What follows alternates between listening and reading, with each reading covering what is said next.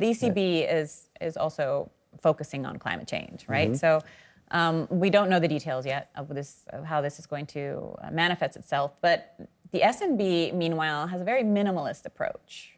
There are a few exclusions, but just first of all, do you see this as a disconnect? No, but it's not the same level, right? I mean, the ECB has no portfolio.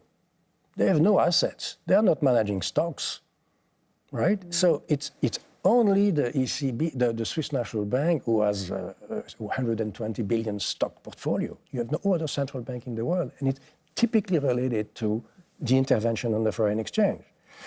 So when we talk about that, we have to distinguish at what level we are talking about. The ECB and Mr. Carney, for instance, talks a lot about stress testing. The Swiss National Bank doesn't do stress tests, it's FINMA. And I think FINMA should take account of the risk, the climate change risk in the stress test. That is fine. And the ECB does it because they do the stress test. But they don't have a portfolio. So typically when we talk about climate change in the Swiss National Bank, we talk about managing the portfolio in a responsible or sustainable fashion, not investing in fossil fuel companies, for instance. And there, it's a whole topic of sustainable investing, which is compounded by the size of the portfolio. If the Swiss National Bank doesn't want to be an active investor, doesn't want to have a fraction of companies that would be so large that it would have to intervene into the boards of this company or in the management of these companies. So I think it's a valid issue, but we should be very aware of the constraint that the Swiss National Bank had in managing an 800 billion portfolio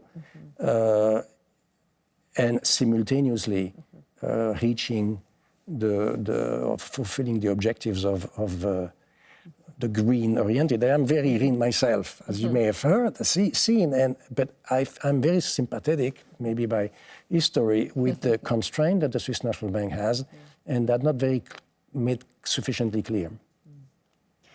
All right, we are almost out of time. So I would like to wrap it up by shifting our focus to away from central banks and into a sector for which you also have a lot of sympathy and heart, which is education. Yep. Now, you're no stranger to establishing schools. You co-founded FAME in Geneva and the Swiss Finance Institute. And now your latest project is Enterprise for Society, right? E4S. It's a new business school in Lausanne. You're launching together with the University of Lausanne, the IMD, and EPFL, which, by the way, I cannot imagine that it was easy to get all of these people, all of these big players on the same page and wanting the same thing. I think you probably had your work cut out for you there. Yeah, it's a very interesting project that is very close to my heart. I think we have been discussing on how we could fulfill our mandates better together. And we have been convincing ourselves that indeed getting together a big technology institution like EPFL, who is really at the frontier of technological development, together with top management school like IMD and HEC Lausanne, and thinking about the world in which we are in and what are the responsibilities of hautes écoles, the schools of institutions of higher learnings, we are convinced that we must do much more. If you think about what are the main risks today, we have been talking about some of them, but I would bet you that I would venture that the biggest risks are actually popular risks. Risk linked to the difficulty that people have in understanding the development of technology and the development of the economy. And that these risks could lead to very negative popular decisions. I mean, populism is a key word in this, and populism has to do with mistrust of science, mistrust of elites, and at the same time, if you think about climate change, we have already mentioned it, clearly science and technology must be part of the solution. If you put all of that together, you say, okay, we could have a major problem, and institutions of higher learning, schools like EPFL, IMD, and University of Lausanne, maybe are not doing enough to counter it because they have been very vocal in trying to be at the frontier of research, but the frontier of research may be a bit distant from the preoccupation of the people. So one of the main things that we want to do is bring back these top researchers that we have and make them being more impactful on society today. So it doesn't sound like a traditional business school. No, it's not a new business school, it's a lab. It's a laboratory that we have put together. It's an innovation lab where we are going to be thinking about what is it that we are doing, how could we do it better, what are the big challenges that we could help address, and how can we put our forces together to do it. So it's totally new, there's nothing like it. At the moment we have no brick, we have no legal identity, we are purely virtual. But we have already started on a number of interesting projects, and we are planning a master's program, a new master's program on sustainable management and technology. And how are you funding this?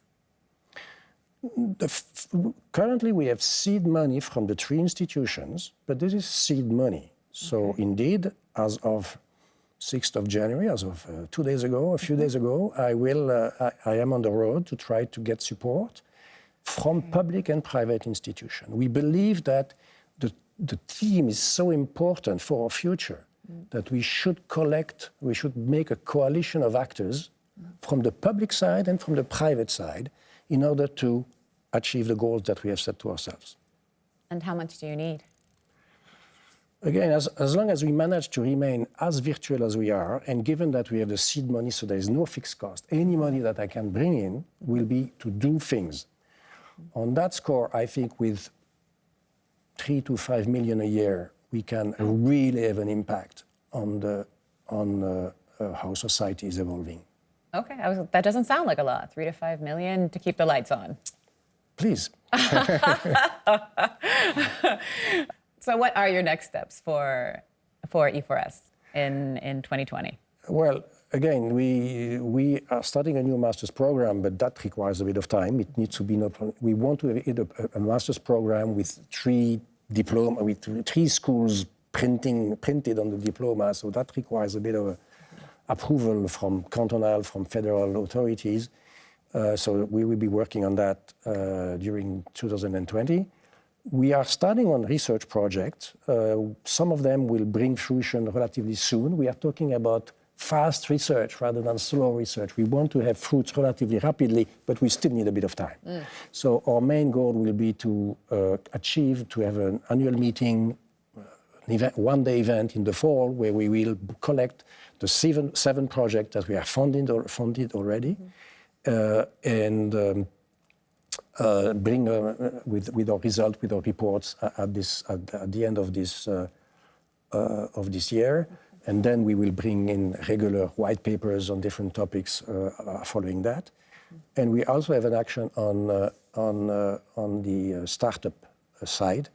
We have a very vibrant startup innovation ecosystem in Lausanne, in the Le Mans area. But we have identified a spot where together we can do even better. And we are working on it, and that will be developed throughout the year. Well, Jean-Pierre, it sounds like you're going to have a very busy 2020. I will, but I hope successful. Thank you so much for joining us today and for being our newsmaker. My pleasure.